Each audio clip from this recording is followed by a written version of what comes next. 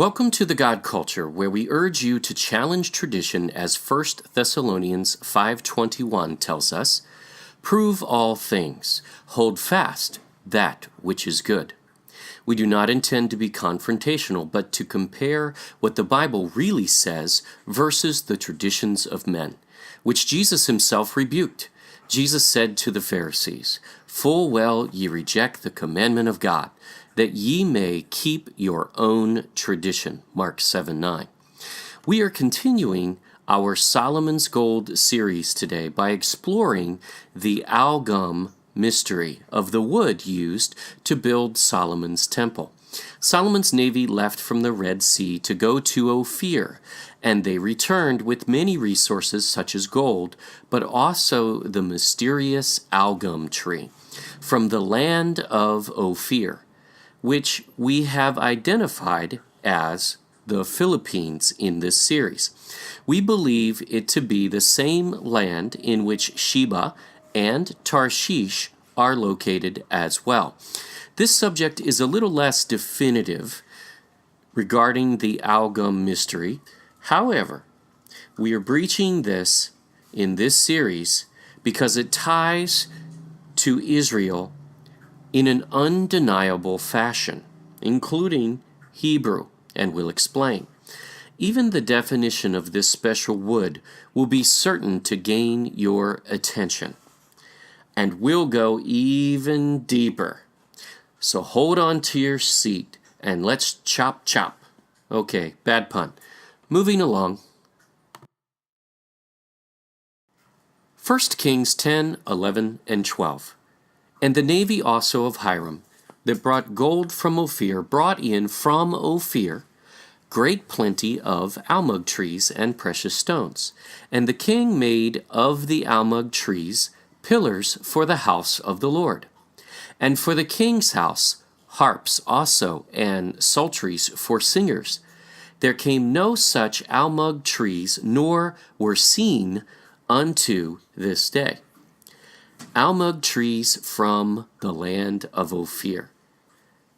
We will establish with little room for doubt in this series that Ophir, Sheba, and Tarshish are in fact the same land, which is ancient Havilah prior to the flood, which is modern-day Philippines. So, this almug wood was used to make pillars for Solomon's temple. Why would Solomon build a brand new port and brand new navy to go to one place on a 3-year journey? Because this place was the ancient land from early Genesis, where the gold is good and it abounds in resources that have special meaning to the descendants of Noah, because it was his ancient land, and we believe we prove this by the end of this series. We'll address this in this segment because it involves wood as well. Notice the almug tree is foreign to the Middle East, as there came no such almug trees, nor were seen unto this day. In other words, the almug tree is foreign to the area and does not grow there. It is not native. So any tree growing in the Middle East should be crossed off the list, and we should be looking for a tree that only grows in other portions of the world. That would be good for building. This account is paralleled in Chronicles. 2 Chronicles 9, 10, and 11. "And the servants also of Hiram, and the servants of Solomon, which brought gold from Ophir, brought almug trees and precious stones.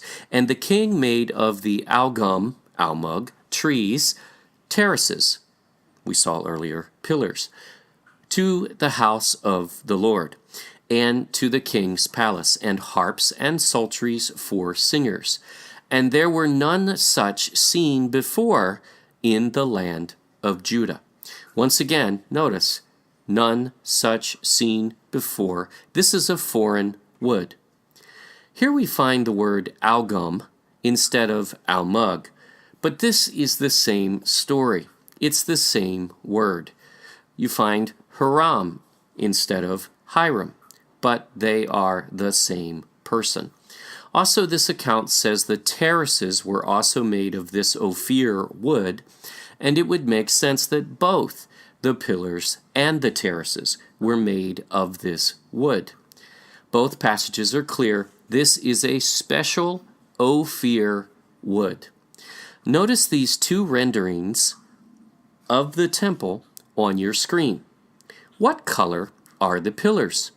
What color are the terraces?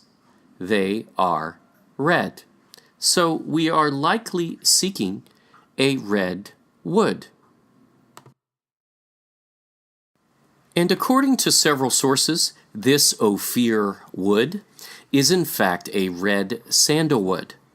We would like to point out that no one seems 100% definitive on this. However, let's test the red sandalwood and see if it fits the rest of the elements and placement of Ophir from all the other many angles we cover in this series. The red sandalwood tree narrows our research drastically, as it is a hemiparasitic tree native to semi-arid areas of the Indian subcontinent. It is now planted in India, China, Sri Lanka, Indonesia, Malaysia, the Philippines, and northern Australia. In other words, this tree brings us right back to the same place, the Orient, East. Is this a coincidence? We do not believe so. Notice how this shows the Philippines once again. However, this definition overlooks the highly special native red sandalwood of the Philippines. Oh, this one's going to hit you. The Nera Tree, which is the national symbol of the Philippines, is termite and moisture-free, and terrific for building even boats. And this red sandalwood grows as tall as 25 meters or 100 feet tall. But there is a larger reason to consider this as the special Ophir wood. Nera, in Tagalog, Filipino, pronunciation Nara, is the very same as the Hebrew word Nara. Coincidence? We do not believe so, because the meaning of Nara really binds all of this together. Both mentions of the Algum and Almog Tree are in the middle of the story of the Queen of Sheba because they came from Ophir, and the land of Sheba is in Ophir. This definition ties it all together once again. Nara in Hebrew means she who must be admired. You mean like the Queen of Sheba? Oh yes. Admirable, wonderful, worthy of admiration, young girl.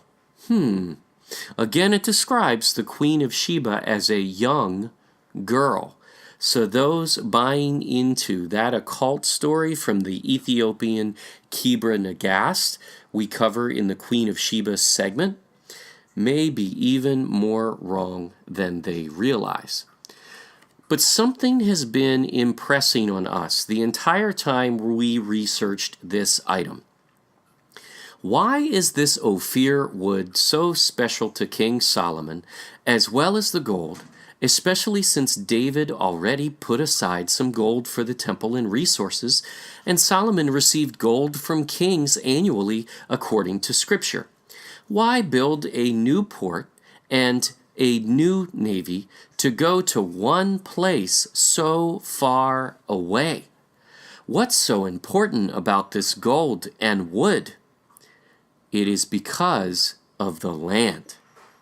We will cover the ancient land of Havilah in very great detail in part 10 of this series, as we believe we have uncovered that Adam to Noah lived in Havilah, which became named Ophir, which is Philippines today. Sticking with the wood of this segment, however, we believe that we may be able to shed light on an even greater mystery. What wood did Noah use to build the ark? Genesis 6:14, make thee an ark of gopher wood. This is God speaking to Noah. This reference to gopher wood eludes scholars to this day. Strong's defines gopher wood as a kind of tree or wood of uncertain derivation. They note the word gopher is not of Hebrew origin and unknown for that matter.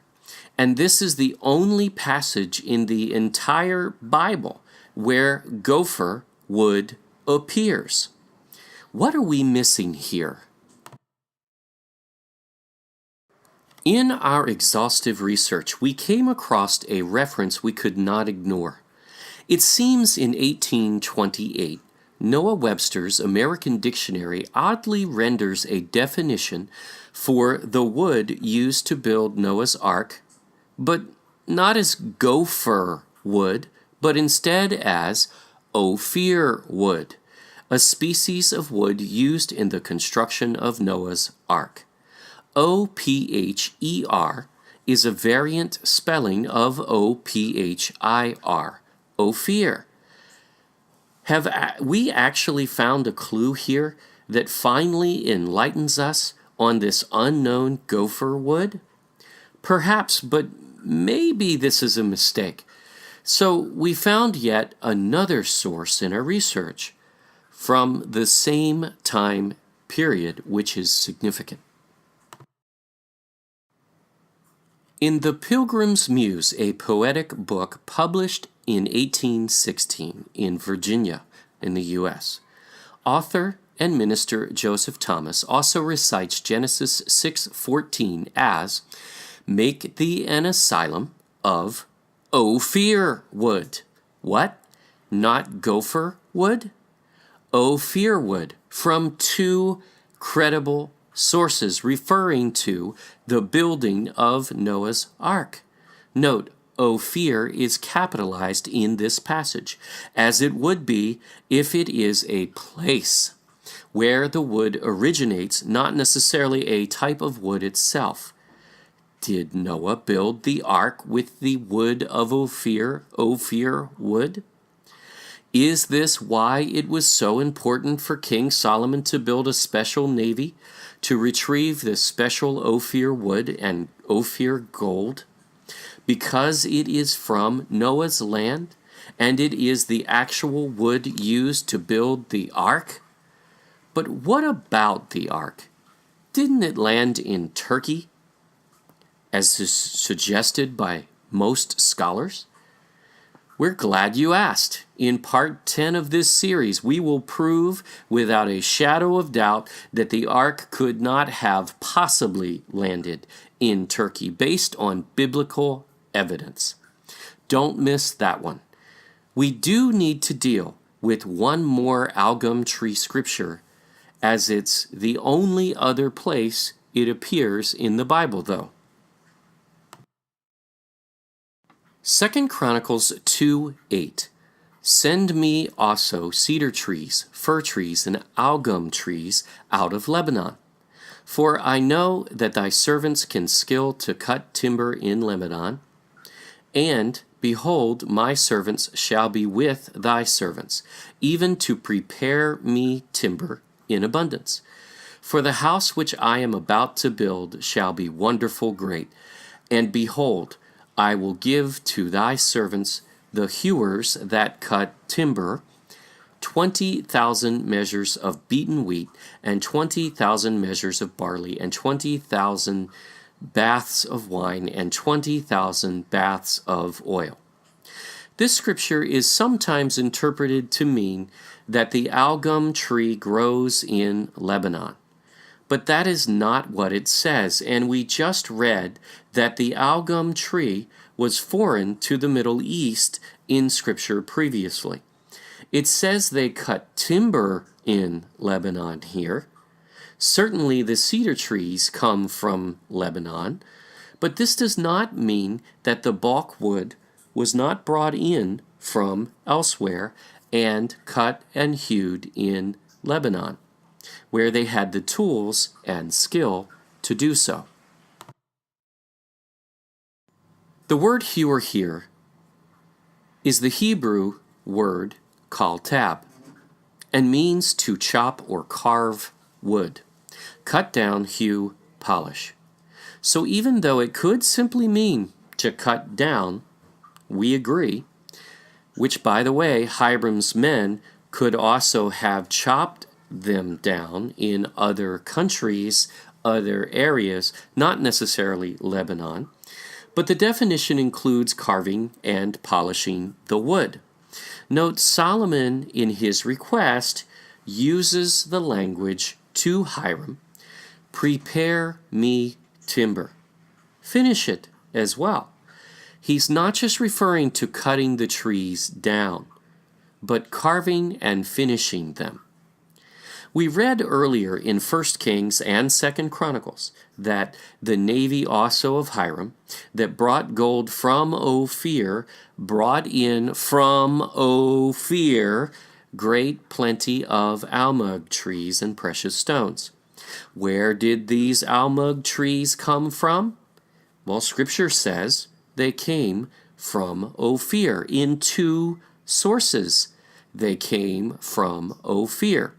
Now, in this source, it's not going to overturn those two sources, but instead complement those. So in this case, it clearly means to carve and to finish the almug or algum tree in Lebanon, not that they're native to Lebanon. Scripture interprets Scripture once again. While we are at it, let's take a quick look at the other resources Hiram brought back from Ophir. 2 Chronicles 9:21. For the king's ships, Solomon's, went to Tarshish with the servants of Hiram, king of Tyre. Every 3 years once came the ships of Tarshish, bringing gold and silver, ivory, and apes and peacocks. We have established that Tarshish is Ophir and Sheba, which are modern-day Philippines, and will further establish that in this series. So let's take a look at this list of resources mentioned here. Which of these is native to Ethiopia? And which is native to Yemen? And which is native to the Philippines? This actually tells it all. This chart shows that all three areas do in fact have gold and apes. Ethiopia has 3 of the 7 criteria on this list, and so does Yemen. This means they fit the scenario at a percentage of 43%. However, only the Philippines fits all of these, 100%. For those wishing to question the ivory, elephants were native to the Philippines up until the 1300s to 1600s, according to Wikipedia, and then they became extinct there. Even Wikipedia recognizes Philippines as mining gold since 1000 BC, which is the same era in which the temple was built. Philippines does in fact have a native ape and peacock and matches across the board, 100%. Still doubt Philippines is Ophir, Sheba, and Tarshish, and ancient Havilah? You are only on the 3rd video of our series. Stay tuned for far more proof. We had seen some of the claims that Philippines was Ophir, and some support was given. However, we decided to search this out from every angle, especially from Scripture, and prove this beyond doubt. We feel this conclusion of this series will be obvious to virtually all who review it in its entirety. So please make sure to view the rest of this series. In this particular segment, we believe that the circumstantial evidence is greatly on the side of the Philippines regarding their red sandalwood, the Nera tree. The name Nara has Hebrew roots and ties to the Queen of Sheba. Scholars have difficulty identifying the exact tree because they have not brought all of the clues together. The land abundant in all of the resources listed in the trips to Ophir is Philippines, and we will further reveal that the explorers referred to the Philippines as Ophir as well as Tarshish. We will unveil several other Hebrew names that are embedded into the history of the Philippines, and in our last series, we will blow your mind completely by using the actual map of the ocean floor to prove where the river from Eden is, and most especially where the Pisan River, which surrounded the pre-flood land of gold and resources, Havilah, was and is. Certainly, there will be debate about one point in our presentation or another. However, when one views this entire series, the total evidence which links together in many ways is far too overwhelming to ignore. Philippines is Ophir, Sheba, and Tarshish, Havilah. The special wood, gold, and resources that Solomon sought for the temple were from the land of his ancestors, Havilah, where Adam to Noah lived before the flood, and it was rediscovered after the flood by Ophir, Sheba, and Havilah, the sons of Joktan, from the line of Shem. They settled there together, and Solomon went there to get those resources that are documented even by Job and David. He knew that ancient Havilah was present-day Ophir, and we know Ophir is now called Philippines. In fact, Noah may well have built the ark out of his native home wood, Ophir wood, not gopher wood, which, according to two sources, was the wood he used. If Ophir is Philippines and the red sandalwood of the Philippines is the Nara, which is its national symbol for great reason, then Nara would likely be Ophir wood, and the ark would be built of Nara, which is why it is so special to Solomon for use in the temple. Again, we are pulling this together a little more so than many of our other videos, but everything fits together regarding the Algum mystery, and we feel confident in suggesting Nara is the wood we are looking for here.